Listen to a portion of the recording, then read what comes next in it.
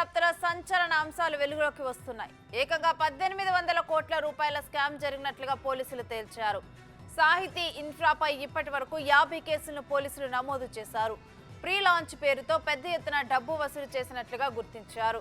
మొత్తం 9 ప్రాజెక్టుల పేరుతో కోట్ల రూపాయల సొమ్మును వసూలు చేశారు.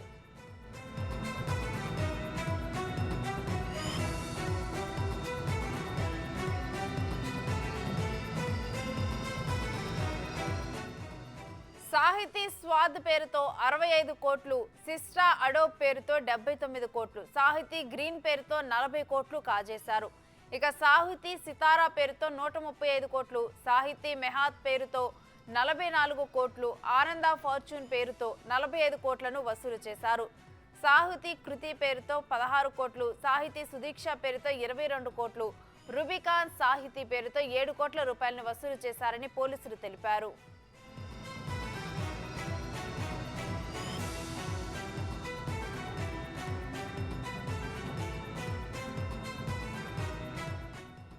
ఆ సొమ్మును ప్రాజెక్టుల కోసం కాకుండా వ్యక్తిగత అవసరాల కోసం వాడుకున్నారని తేల్చారు. ఈ స్కామ్ దర్యాప్తునకు సిసిఎస్ పోలీసులు ప్రత్యేక బృందాన్ని ఏర్పాటు చేశారు.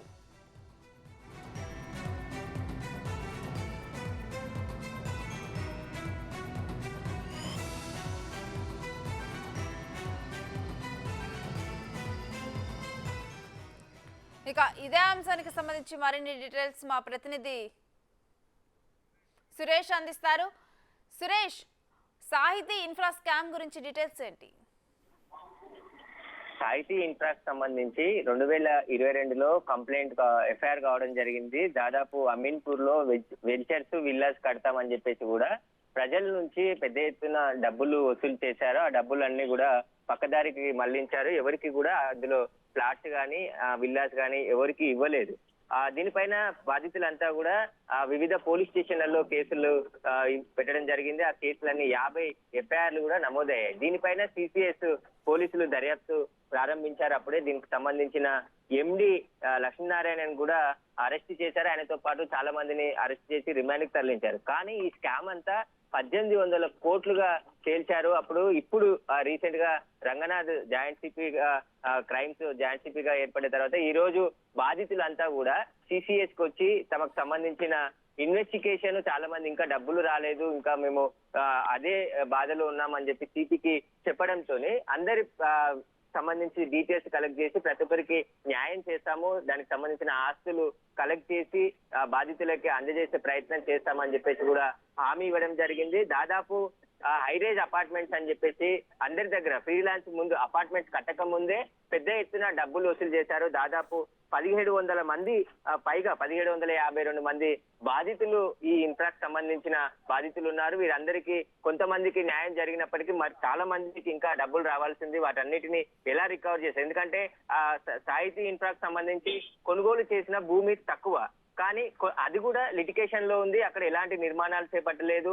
హైఫై విల్లాస్ కట్టిస్తామని చెప్పేసి ఆ బాధితుల నుంచి డబ్బులు వసూలు చేసి తర్వాత మొత్తం అక్కడ ఉన్న ఫ్రాడ్ అంతా కూడా బయటపడడంతో అక్కడ నుంచి అంతా కూడా అరెస్టులు కావడం జరిగింది. మిగతా రికవర్ అంతా అమౌంట్ రికవర్ చేసి ఎవరైతే బాధితులు ఉందో వాళ్ళందరికీ ఇస్తామని చెప్పి పోలీసు చెప్పారు. కానీ ఇప్పటికీ 2 సంవత్సరాలు అవుతున్నా కూడా సాహితీ ఇన్ఫ్రాకి సంబంధించి బాధితులకి న్యాయం జరగలేదు. ఇప్పుడు కొత్త ప్రభుత్వం వచ్చిన తర్వాత సిపి కూడా కొత్తగా వచ్చాడు కాబట్టి ఈ కేసు పైన పూర్తిగా రివ్యూ చేసి బాధితుల వివరాలు కూడా అడిగి ఎంతమంది ఇంకా బాధితులు ఉన్నారు, ఎంతమందికి డబ్బులు రావాల్సింది అనేది కూడా కేసు ఏ స్టేజ్ లో ఉందనే విషయాలన్నిటిని కూడా పరిశీలించి ఈ రోజు వారికి ఒక హామీ ఇవ్వడం జరిగింది. దీనికి సాహితీకి సంబంధించిన ఆస్తులు ఎక్కడెక్కడ ఉన్నాయో వాటికి అన్నిటికి సంబంధించి ఇప్పటికే ఈడీ కూడా ఈ కేసును దర్యాప్తు చేస్తుంది. ఈడీ కూడా కొన్ని ఆస్తులు అటాచ్ చేసింది. కానీ వీళ్ళు 1800 కోట్ల రూపాయలు వసూలు చేశారు కాబట్టి ఈ నిధులన్నీ ఎక్కడికి మళ్లించారు, వారికి ప్రైవేటు సంస్థలు ఎక్కడెక్కడ ఉన్నాయి, వాటన్నిటికి సంబంధించిన విచారణ ఇంకా కొనసాగుతుంది.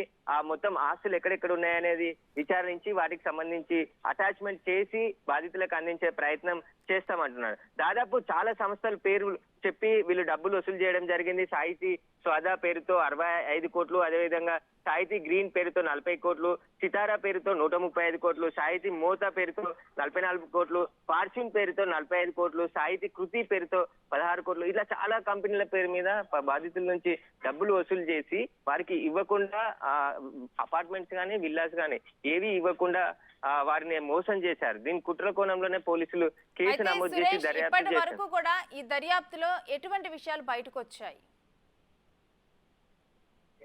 ఈ సాహితీ ఇన్ఫ్రాకి సంబంధించి మొత్తం సైబరాబాద్, హైదరాబాద్, రాచకొండ వివిధ కమిషనరేట్ పరిధిలకు సంబంధించి చాలా చోట్ల బాధితులందరూ కూడా ఫిర్యాదు చేశారు. 50 కేసులు నమోదయ్యాయి. 50 కేసులు నమోదైన తర్వాత సిసిఎస్ ప్రత్యేక టీం ని ఏర్పాటు చేసి ఇది భారీ కుంభకోణం జరిగింది కాబట్టి దీన్ని అడిషనల్ సిపి స్థాయిలో అధికారి అయితేనే విచారిస్తారని చెప్పేసి గత ప్రభుత్వంలో 2022 సంబంధించి ఈ కేసు సంబంధించిన డీటెయిల్స్ అన్నిటి కూడా అతనికి అప్పచెప్పి విచారణ ప్రారంభించారు. కానీ బాధితులందరికీ ఇది న్యాయం జరగలేదు. కొంతమందికి మాత్రమే కొన్ని అమౌంట్ వచ్చింది, మిగతా వారికి ఎవరికి రాలేదు, సెటిల్ చేస్తామని చెప్పేసి అప్పటి వరకు సెటిల్ చేయలేదు. ఇంకా బాధితులు పెరుగుతున్నారు కాబట్టి వీరందరికీ న్యాయం చేసే విధంగా ఈ కేసు స్టేజ్ ఏ స్టేజ్ లో ఉంది, అసలు ఎక్కడెక్కడ ఆస్తులు ఉన్నాయి, వీళ్ళు వసూలు చేసిన డబ్బులన్నీ కూడా ఎక్కడెక్కడ పంపించారనే కోణంలో ఇప్పుడు మళ్ళీ దర్యాప్తు కొత్తగా ప్రారంభించారు.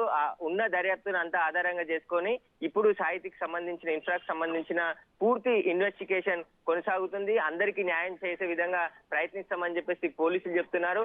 ఈడీ కూడా మరోవైపు దర్యాప్తు చేసిన, ఎందుకంటే 1800 కోట్లకు సంబంధించిన స్కామ్ కాబట్టి ఈ డబ్బులన్నీ కూడా ఎక్కడికి మళ్ళాయి, ఎక్కడికి దారి మళ్లించారనే కోణంలో ఇప్పటికే ఈడీ ఒకవైపు దర్యాప్తు చేస్తున్నా కానీ సిసిఎస్ కి సంబంధించిన పోలీసులు కూడా ఇప్పటికే దాదాపు 20 మంది వరకు కూడా అరెస్ట్ చేసి రిమాండ్ కి తరలించడం జరిగింది.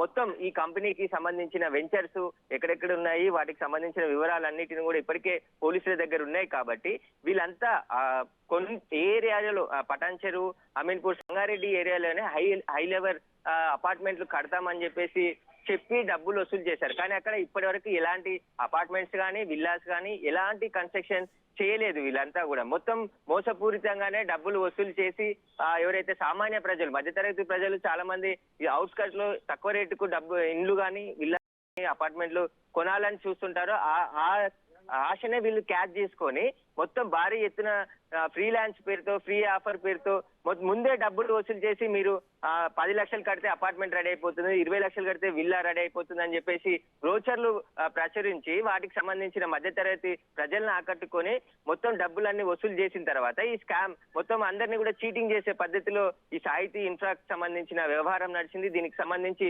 పూర్తి దర్యాప్తు కొనసాగుతుందని చెప్పేసి కూడా పోలీసులు చెప్తున్నారు. ఈ రోజు చాలా మంది దాదాపు 400 మంది వరకు కూడా బాధితులు సిపి దగ్గరికి రావడం జరిగింది. సైబర్ క్రైమ్ కి సంబంధించి పూర్తి అడిషనల్ సిపికి సంబంధించి వారికి బాధితులకు కూడా భరోసా ఇచ్చారు. మేము ఖచ్చితంగా న్యాయం చేస్తామని చెప్పి చెప్పడం జరిగింది. అయితే ఈ స్కామ్ లో సుమారు ఎంతమంది బాధితులు ఉంటారని అంచనా వేస్తున్నారు పోలీసులు? ఇప్పటికే పోలీసుల ఇన్వెస్టిగేషన్ లో దాదాపు 1752 మంది బాధితులు ఉన్నారు. వీరంతా డబ్బులు కట్టిన వాళ్ళే. వీరికి సంబంధించిన రిసిప్ట్లు, వోచర్లు, వీరు కట్టిన పూర్తి వివరాలన్నిటి కూడా వీరి దగ్గర ఉన్నాయి. వీళ్ళు పోలీసులకు సబ్మిట్ చేశారు. పోలీసులు వీరే కాకుండా ఇంకెవరైనా బాధితులు ఉంటే కూడా వచ్చి ఫిర్యాదు చేయొచ్చు. దీనికి సంబంధించి ఇంకా దర్యాప్తు కొనసాగుతుంది కాబట్టి అందరికీ న్యాయం జరిగే విధంగా చూస్తామని చెప్తున్నారు. ప్రజెంట్ అయితే మొత్తం బాధితులు అయితే 1752 మంది బాధితులు ఉన్నట్టుగా పోలీసుల దగ్గర ఇప్పటికున్న సమాచారం. Right, thank you Suresh.